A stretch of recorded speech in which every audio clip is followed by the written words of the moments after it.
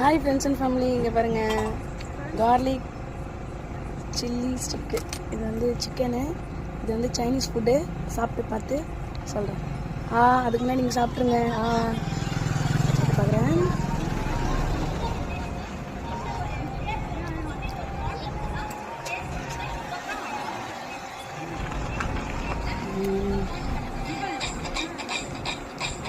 நல்லாயிருக்கு friends and family. அப்புறம் நாங்கள் எங்கே வந்துருக்கோம் பார்த்தீங்கன்னா கிரேசி மோமோஸ். இங்கே பாருங்கள், அடுத்த ஷாப் வந்துருக்கோம்.